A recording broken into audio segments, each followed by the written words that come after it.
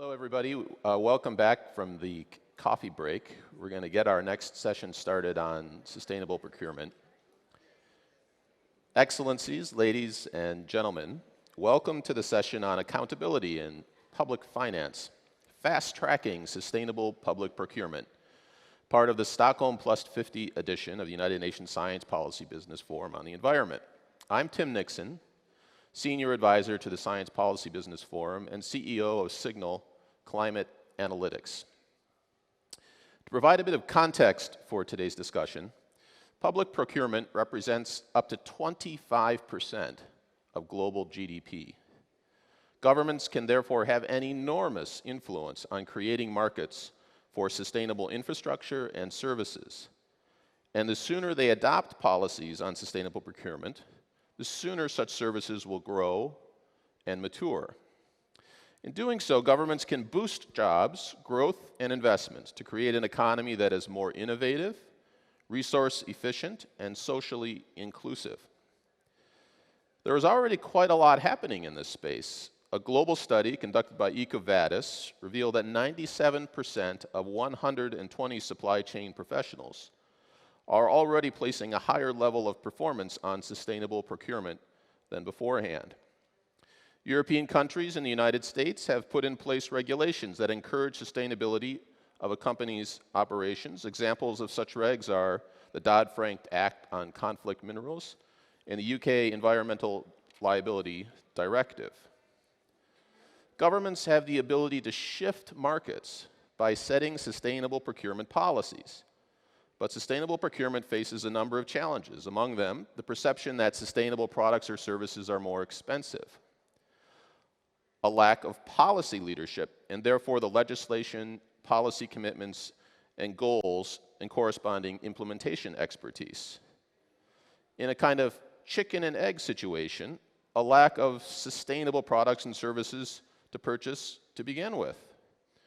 And finally, insufficient monitoring, evaluation, and/or enforcement of sustainable procurement policies. So joining us to discuss these challenges and opportunities today are Sebastian Postic, Project Manager, Industry, Energy, and Climate at 14CE. I invite the panelists to come up, please. Fareed Yaker, Program Manager, Sustainable Public Procurement at the UN Environment Program. Paolo Magina, Head of the Public Procurement Unit at the OECD. Annie Stahlberg, Head of Sustainability Procurement at the Swedish National Agency for Public Procurement. And hopefully Pierre-Francois Taylor, I'm not sure he was in the building when we started, but if he is here, he's the co-founder and co-CEO of EcoVadis. And finally, from the White House, Carolyn Nguyen, Director for Private Sector Engagement and Global Public Sector Partnerships in the Council on Environmental Quality at the White House. So I'd like to thank you all for being here. And Carolyn, can you hear me okay? Yes, I can hear you great. Thank you. Excellent, excellent. So I'm going to start off with you. It's a little bit of a break from protocol up here, but we'd love to have you kind of kick us off. And my question for you is Carolyn, what is the U.S. approach to sustainable procurement, and what challenges have you seen in your engagements with other countries through the Greening Government Initiative? Thanks, Tim. It's really great to be here. It's a pleasure to join you even virtually. Good morning, and thanks for convening this important conversation. Let me start, Tim, maybe by sharing the U.S. context that frames our approach to public procurement here in the United States. Under President Biden, there is an unprecedented effort underway here in the United States to tackle climate change at home. As part of that effort, the president specifically directed the federal government to lead by example for the reasons that you highlighted at the top, and to make its own operations more sustainable and to embrace its position as a leader and catalyst within the broader economy. This past December, the president set the first ever net zero emissions goal for the federal government and issued the most ambitious federal sustainability plan the United States has ever had. That federal sustainability plan calls on the government, for example, to electrify its fleet of over 600,000 cars and trucks by 2035. And Carolyn, are you still with us? yes, can you hear me? Yep, you froze up there for a second. Rewind about 15 seconds and start again. Sustainable vehicles. So I was talking about the the federal sustainability plan that talks about electrifying our fleet and also procuring, operating on 100% carbon-free electricity by 2030. That plan also set. Carolyn, I'm afraid we've lost your audio again. That plan also sets an ambitious path toward net zero emissions from federal procurement and sustainable federal supply chains by 2050. As some of you may know, the US government procures $650 billion worth of goods and services every year. We are the world's single largest purchaser of goods and services, and we know emissions of the federal supply chain are roughly double emissions from our vehicles and buildings combined. So against that context, our approach to sustainable public procurement really includes three elements. Namely, we think about what we buy, who we buy it from, and how we buy. With respect to what we buy, we focus on government-approved eco-labels and standards like Energy Star. And we work to identify and minimize products containing PFAS, the forever chemicals. There are experts in our agencies who assess eco-labels and standards and run statutorily mandated programs to certify facilities and products. So we know what to rely on when it comes to our government programs. On who we buy from, this relates to supplier disclosure. Companies are critical partners in the sustainable supply chain challenge. As part of our focus here, we will in the coming months propose a rule that would require major federal suppliers to publicly disclose their emissions. And for the largest of these suppliers, they will also be required to disclose their climate risks and set science-based targets to reduce those emissions. We know there's value in accountability and transparency. What gets measured gets managed, what gets disclosed gets acted upon. And so climate disclosure is going to be a critical aspect of doing business with the federal government. On how we buy, this includes, for example, integrating sustainability clauses into critical contracts, training procurement officials, and assessing how to apply the social cost of greenhouse gases into procurement. This also relates to the President's directive that we prioritize the purchase of lower carbon construction materials like concrete and steel, which are 8 to 10% of global emissions each, and we know public procurement drives the vast majority of purchases. So that's our approach. Now, there are, of course, challenges, and many of these are challenges that we know resonate more broadly, thanks to noting the Greening Government Initiative, or GGI. The United States government and the government of Canada at the moment are co-leading GGI, which is the first community of practice for government officials globally who are working to make their government operations more sustainable. It's fundamental to GGI is this idea of leading by example, and there are currently 41 countries that are formal participants in GGI, and there are a dozen or so additional countries that join our conversations. For many countries in GGI, green procurement is an area of great interest because really green procurement is foundational to every effort that governments undertake to green their sector. Whether a government is looking to make its transportation sector more sustainable, or its energy use, or its buildings, everything comes right back to procuring the right goods and services. Carolyn? Right, which is a good reminder that sustainable procurement is not just about reducing scope 3 emissions, it's also about scope 1 and scope 2. Carolyn? So Tim, if I could just... Carolyn, yes. I'm sorry to interrupt you, but we're running up a little bit against time here. So could I ask you to just to conclude your remarks, very important remarks, $650 billion a year in spending. Thank you for sharing with us. Could you just wrap up this part of it for us? Yeah, so let me highlight just three quick challenges that we see globally and resonate with us. One is the fundamental question of what is a green product, right? There's so many products and there's so many product types that governments purchase.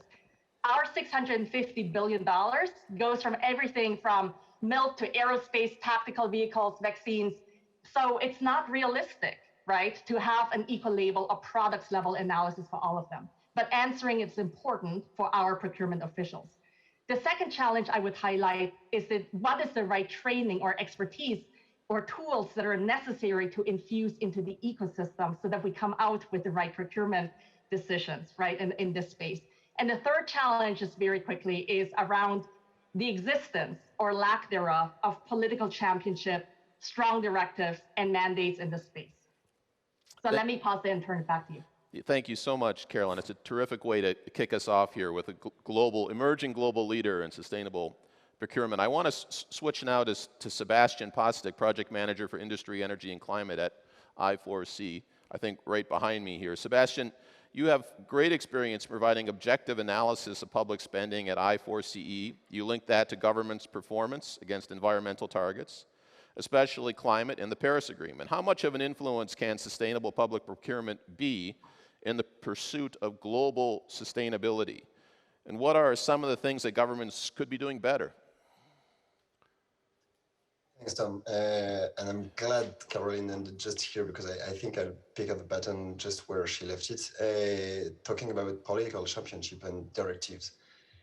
Right now, where we are, states have good motivation to act, and the latest APCC report reminded us the little time we have left to move. They have more or less good targets, and the NDCs are getting better each year, and we have these long-term objectives already here.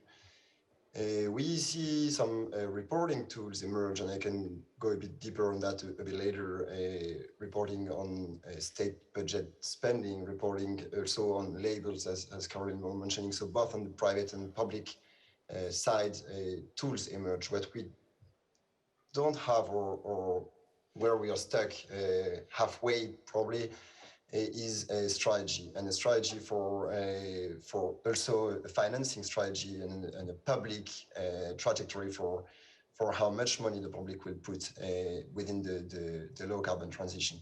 An example for France, we know right now by the French low carbon strategy that the whole French economy should invest around 35% more than it's investing today in the low carbon transition. What we don't know is the share of the public in that. And that will depend on each country, but what we do need is for the state to step in and define their own strategy, which will be the baseline against which we can compare the efforts that Caroline was mentioning. How many of the 650 billion mentioned should actually go to green purchase and green procurement? What should be this green procurement? What are the targets for each sector described from paper to space navigation? What are the specific sectoral targets for each sector? Once you have once you have the right labels, it's something, or the right discussion or training with the both within the public sector and the private partners, it's something. Having this reporting tool, it's also something, but at some point you have to compare them to a strategy that is ambitious enough. And that's something that we're working hard right now at I4C to help countries define and embark something that has not been done so much so far, is really embarking finance ministries in this exercise. We have very good technical exercises by environment ministries, but we really need much more detailed explanations and implications of the public share of actions within these strategies. I think I will cut here for you to catch up a bit with your delay and leave some time for the next presenter. Okay, thank you very much, Sebastian. We'll come back to your comments at the end of the panel, but I'd like to move on now to talk about Sustainable Development Goal 12, which is focused on ensuring sustainable consumption and production patterns. So I'd like to invite Fareed Yakar, Program Manager of Sustainable Public Procurement at the UN Environment Program, to tell us what the latest data is on member states in terms of public procurement in relation to SDG 12. And can you please tell us also about what's required to improve performance in the area of public procurement in terms of transparency and accountability? Thank you, Tim. Sure. Well, we have an issue of measurement of sustainable procurement. So far, even in developed countries, we don't know how many products, services, and works are purchased. We have dollars, but we have aggregated figures, but we don't have the units. And if we don't have the units, then we don't know the sustainability impacts. We have no idea to what extent procurement is green, so basically we're in the fog. UNEP is the custodian of SDG 12.7, which is measuring the progress of SPP at global level. So we have developed an index, but we can only measure process indicators and not outputs, let alone the outcomes of SPP in terms of GHG emission reductions, green jobs created, etc. And this comes back to, if you were yesterday here, to what Professor Ekins was saying. We have great technologies, but we're not using them really to give us the information on how sustainable, how environment is damaging for the moment the environment, and we don't know to what extent public procurement is green or not. So what we're advocating is to use AI, big data, quantum computing to better assess public procurement and its sustainability impacts. We should be able to assess the environmental and social footprints of procurement portfolios in order to get a baseline against which we will plan sustainable procurement and we will try to achieve targets. And this is helpful also to prioritize our work. We cannot work on all categories, as Caroline was saying. We have to work on high impact categories to develop specific SPP guidelines for these categories. For example, energy efficient appliances, we know there is high impact, green electricity, etc.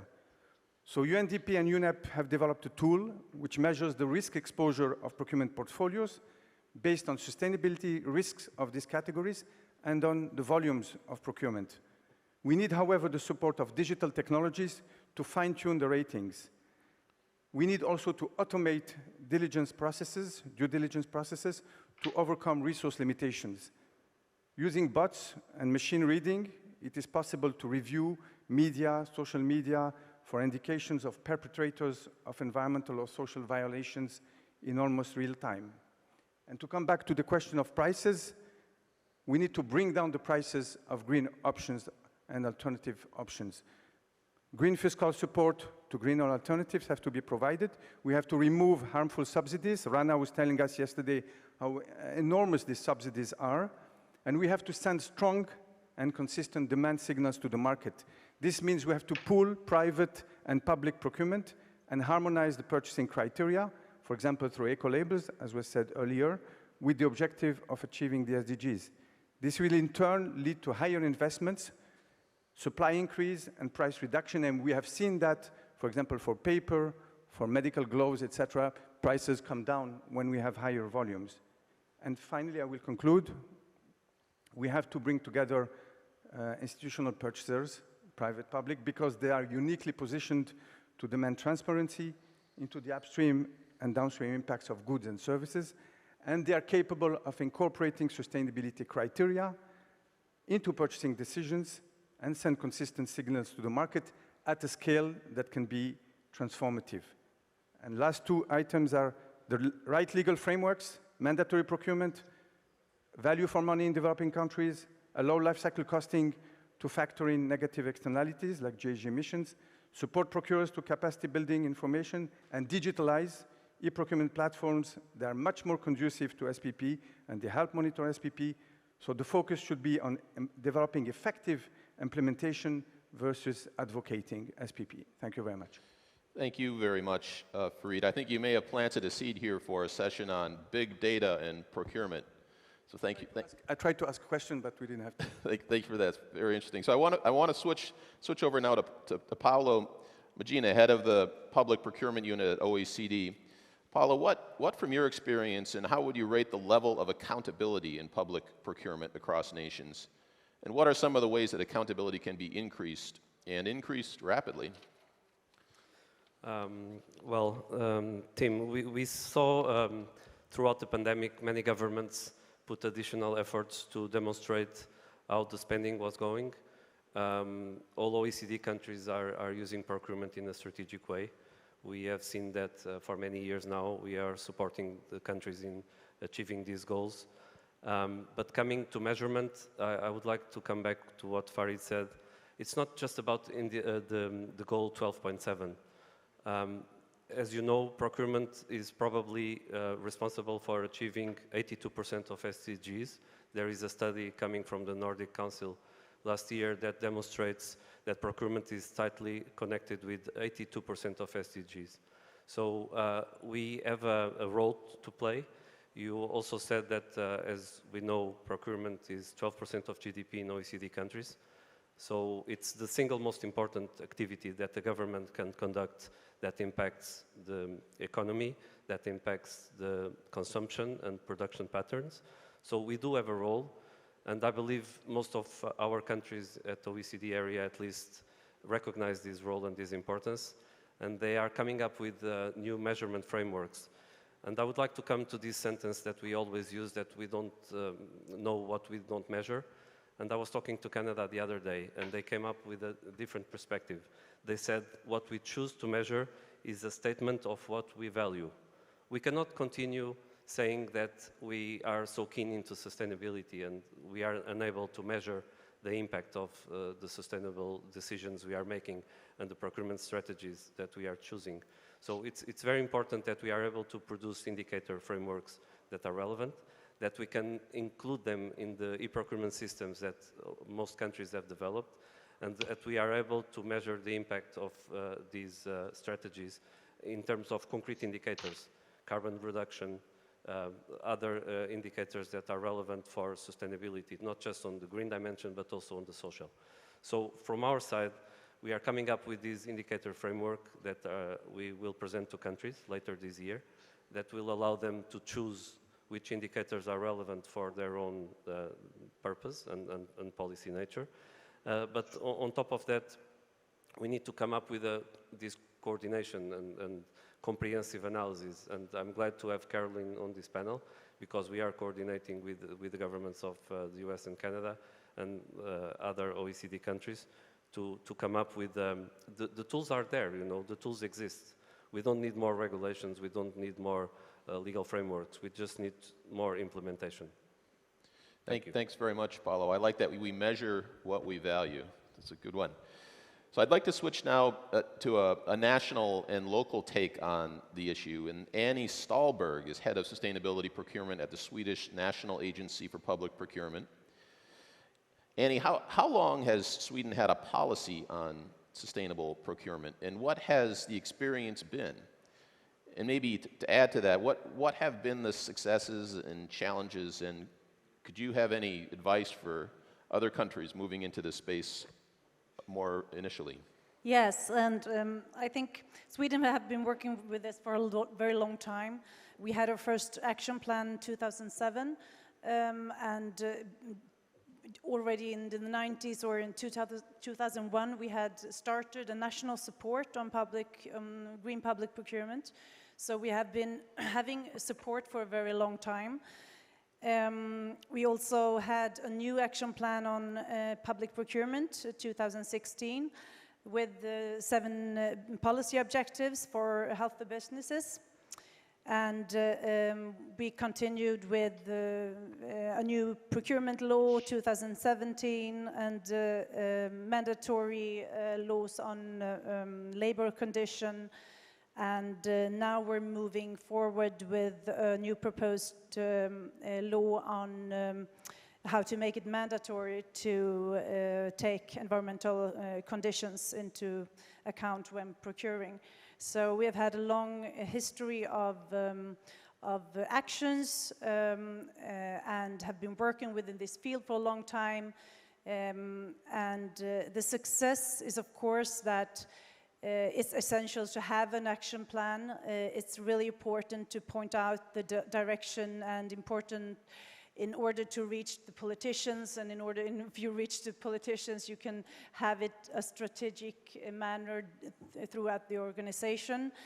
We have had that, but on the other side, I fully agree with Farid on the challenges. For example, in our action plan, we don't have clear goals because we don't know where we are, and that is a clear challenge. We don't know what the outcome is in the end. We can see, yes, they use green public procurement or sustainable public procurement. They do it.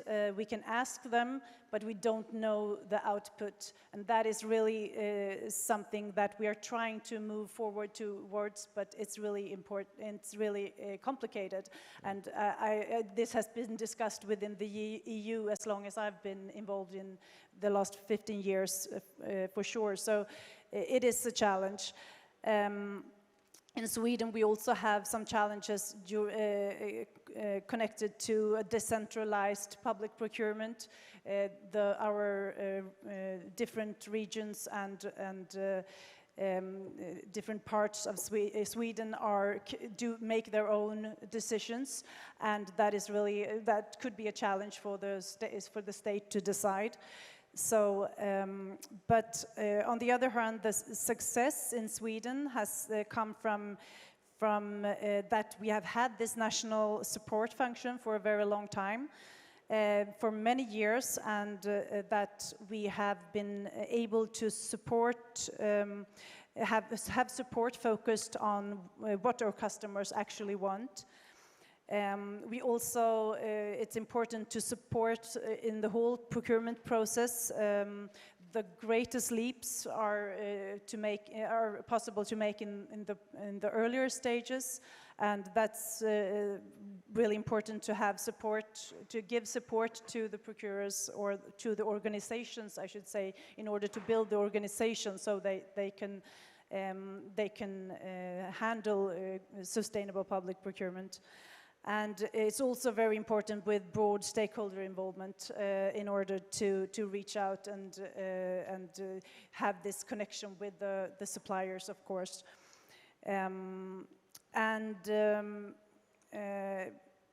Yeah, I would say, and other countries, and how should we we are cooperating a lot with other countries. For example, Norway is a very close collaboration partner, and we are helping each other, give and take all the time. They use our criteria database. We use other things from them, and we are doing this together all the time. And also the other Nordic countries, we have a really close collaboration. I wonder, Annie, maybe you could just share in 30 seconds, if you can. There's a perception that sustainable procurement might be more expensive. What's your experience? How do you think about cost in terms of moving towards sustainable procurement? Yeah, of course it could be more expensive, but we have done some studies on this and have actually seen that if you make the procurement more strategic, then you can actually lower your cost in the long run. And it comes up with both life cycle costing, of course, but also if you have a strategic manner, then you can choose and you don't have to buy something really late and really expensive, and then you can actually lower the cost in the long run. So if you have a strategic manner, then you can lower the cost and you can be sustainable. And of course, part of that goes back to measurement, right? Can you measure those costs? So, all right, so on the topic of measurement, here we go, Pierre-François, co-founder and co-CEO of EcoVadis, which is a pioneer when it comes to business sustainability ratings, having ratings on more than 90,000 companies. So what's your experience, Pierre, so far on the applicability of using sustainability ratings in procurement contexts? Why are they important? What do they not do? Please share. Okay, thanks for inviting me first. I will start by a disclaimer. I'm not an expert in public procurement. I'm an expert in private procurement or sustainable private procurement. But I want to share with you the perspective of things which are happening now in the private sector, which can be hopefully giving ideas or giving good insights for what could be done in the public sector. So EcoVadis, we are the leader in sustainability rating for supply chain. We were created 15 years ago. We are celebrating now our 15th anniversary, not the 50th like UNEP. But from day one, we set up a vision, which is you need to have a measurement, you need to have a metric allowing buyers to understand the sustainability performance of their suppliers to influence their decisions. And our definition of sustainable procurement is it's buying sustainable products from responsible suppliers. It's what you buy and who you buy from. It's you have of course the green characteristics of the seat of the chairs you're sitting on, but what about the sustainability of the vendor? What about their social practices? What's happening in their supply chain? So we're looking at the supplier side. And indeed, for this, we created these ratings. To give you some numbers, indeed, we are rating 90,000 businesses across 150 countries. We are now more than 1,200 employees worldwide. And one of the metrics which is the most important for us is the spend we influence. So we work with 1,000 mainly private organizations, which are using our ratings to assess their suppliers.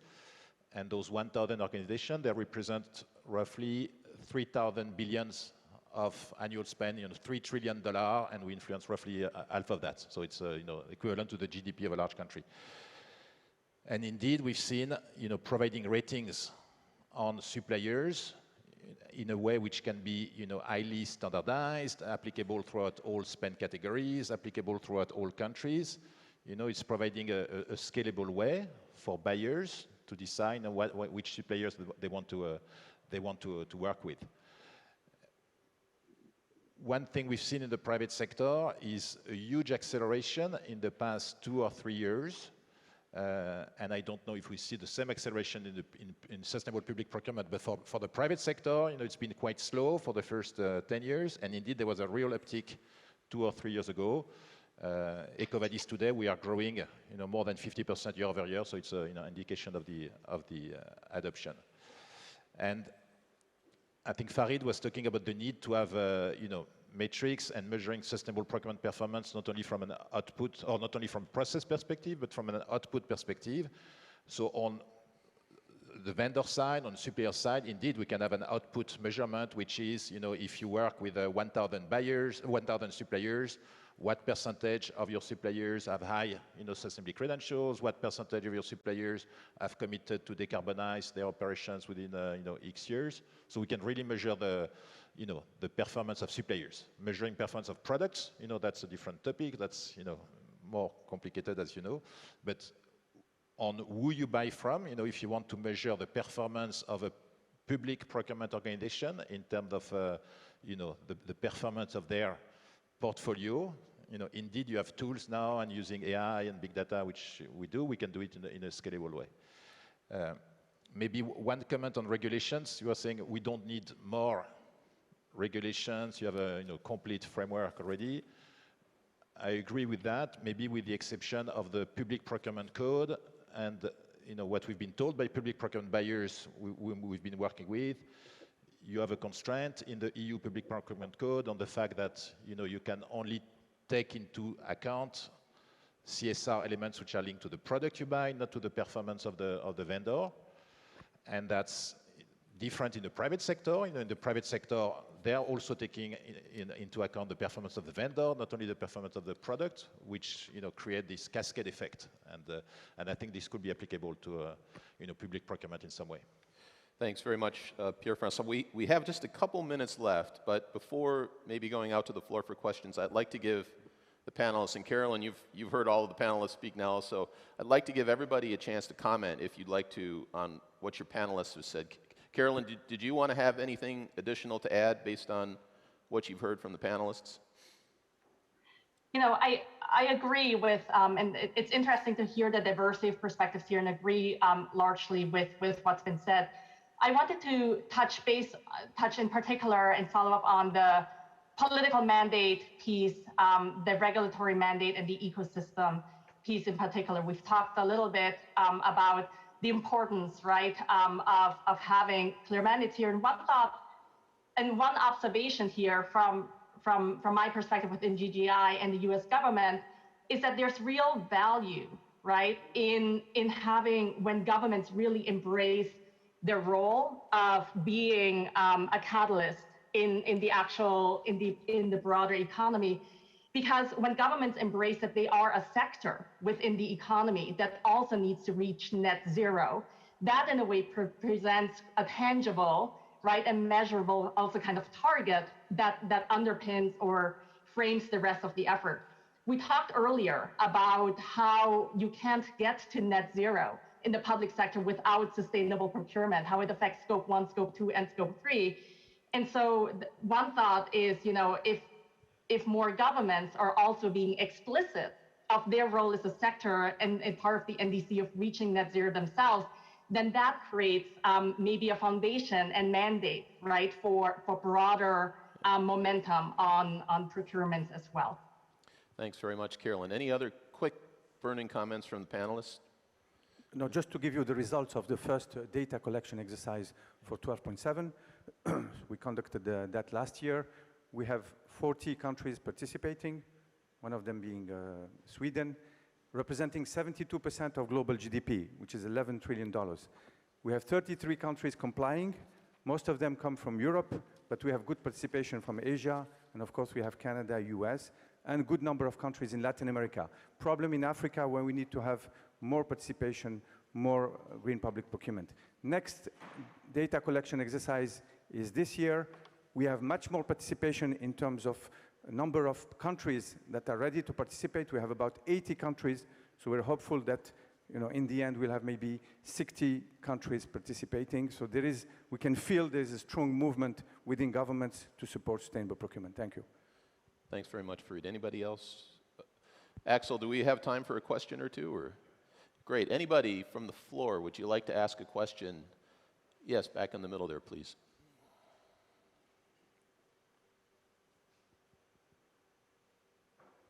Yeah, thank you for your explanation. And as I understand, there is a movement regarding the public procurement, but Sebastian mentioned the greening the budget of the state. Is there the same movement at the international level? It means there are a lot of countries who use a methodology of evaluating the greening, how the public finance are green or not in the world, or who are the leader, and if you can tell us more about this movement. Sebastian, if that's a comment for you to start with. Yeah, sure. Well, that's something that is expanding, and that's something, I think it's Annie who said we cannot know where we want to go if we don't know where we are now. And this part of reporting on the state spending is really important. I mean, it's exactly the same that states ask from their vendors in the end, being accountable of what they're doing. And that's something that has been expanding.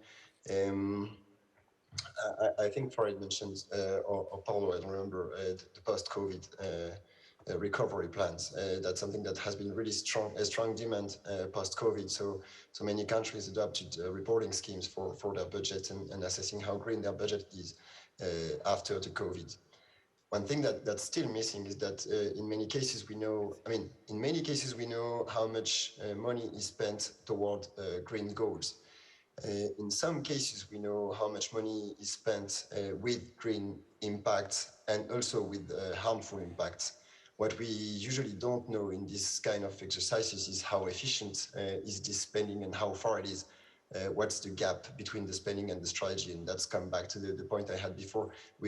In these cases where we have these kind of assessment exercises, we don't have the counterfactual point to say, okay, we spend this much, but this is not efficient, or we spend this much and we are so far from where we should be. That's something that's really missing, because in many cases, the strategy is not here. I don't know since you're in Stockholm, I'm not, but I hope you're enjoying your stay here, and I will have maybe a go at the maritime analogy. We're like, right now, states are like boats. They know where they should go. They recently learned that they should go very fast to arrive before the storm.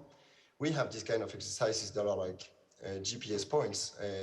We also have some tools that emerge that are kind of maps. We know where are the good waters, where are the shallows, where are the islands, but we don't know how to sail that. And that's something that's really missing so far. Short-term goals, short-term detailed strategic commitments and directions for finance ministries. And that's really something that we should insist upon. Otherwise, the reporting is nearly useless. Thank you very much. Any other comments on that? Yeah. Yep. If I may comment on this, yes, we saw when we asked the countries how they were planning to deal with the recovery phase, we saw many countries linking the recovery plans with the environmental and climate change objectives. More than 60% of OECD countries are doing so. And also some of them are linking it to social dimensions such as gender, minority, and so on, although less than we would expect. Around 40% of the countries were looking at these dimensions and linking them to infrastructure plans. But I wanted to stress that the pressure will be very high on public procurement officials and professionals to deliver on all these strategic objectives. So we do need to come up with training strategies, with more competency frameworks, with certification schemes that we see them happening in many countries. But these strategies need to be linked to the strategic dimension of procurement. Maybe some of you heard my colleague yesterday talking about the well-being budget in some OECD countries. We see this coming up also on procurement. Procurement is a strategic tool that is put at the center of delivering broader outcome strategies, for instance, in the case of New Zealand. But even when they look at procurement as a tool to deliver on broader outcomes, and they have plenty of objectives there, they are unable to measure them. So the measurement frameworks are lagging behind, and we need to come up with better measurement frameworks that can precisely demonstrate the impact of procurement into the economy. And we are doing so. We did it in Finland, in Chile, in New Zealand, and we are now doing it in Ireland as well. And I would welcome more countries to join this work. Thank you. Great. I'm told we have time for just one more question. Anybody else? Yes, question, please.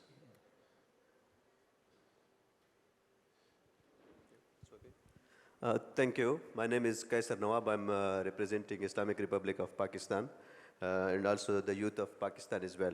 So my question is from the State Department representative, Madam. The question is like, what extent the United States foreign policy is conducive to protection of environment and the global dignity? Thank you. I'm sorry, could you repeat the last part of the question? Yes, like what extent U.S. foreign policy is conducive to protection of environment and global dignity? And global dignity. I think environment and global dignity. Well, environment and global dignity. So to what extent is the U.S. policy protecting of the environment and global dignity with respect to public procurement? Yeah, so I can comment maybe broadly on this, which is, part of the objective here on procurement is to ensure and support sustainable federal supply chains, right, by 2050. And so our federal supply chains do have international dimensions. And so part of the effort here of working with major suppliers, regardless of where they may be, right, and looking at their disclosures and climate risks, and for the very major suppliers also ensuring that they set validated science-based targets, there would be international implications as well, as we understand that our supply chains also reach globally. Thanks very much, Carolyn. Unfortunately, we have run out of time, but I'd like to thank the panelists for your valuable contributions. The recommendations from the panel will be fed into the UN Environment Assembly. Let's give the panelists a hand, please.